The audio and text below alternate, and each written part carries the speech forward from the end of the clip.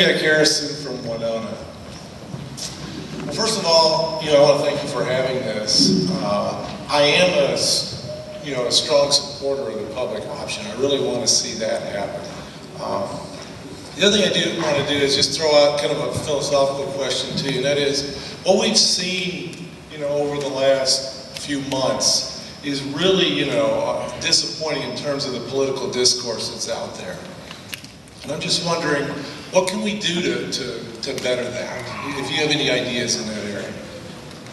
I would this one might be Senator Durenberger at, and I would say you're doing it right now. I said I appreciate all of you being here. This is the type of give and take that we're at. There's no doubt everything we do, and people say, well, politics has got to enter into it. It's just a part of where democracy is. And I saw one time, it wasn't recently, this was a couple years ago, there was a contentious battle on the House floor, and I looked at one of my colleagues and I said, man, this is just horrible the way we're fighting down here and all this. And one of my colleagues said, well, this is actually the substitute for civil war out on the streets.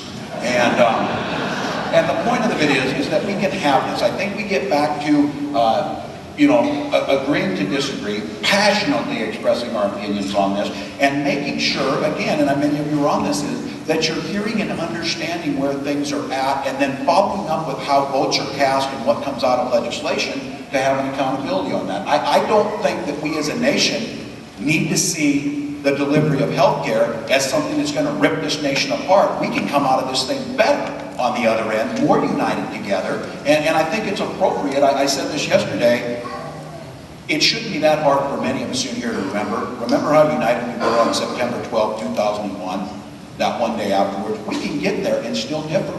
And so I think that's what it is. The politics, again, is somebody, and I keep saying it, I get a call every week, and a very polite gentleman got a bill he wants me to introduce to reduce the member of Congress by half. Get rid of half, that'll save us money.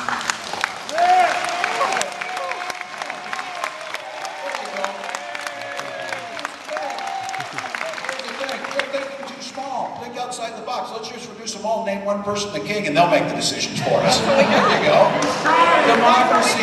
Democracy takes work. Democracy is not clean. Democracy needs representation. The representatives from Texas aren't going to look like a representative from Minnesota, nor vice versa. And the beauty of this country and the strength of the country is the differences of opinion. So I think we can get there. I think we're doing that. But I think you should be very careful when you say you want to reduce representative democracy to one person making a position because they agree with your ideology. That's a dangerous thing to go down. So let's have these discussions. Let's have people out there.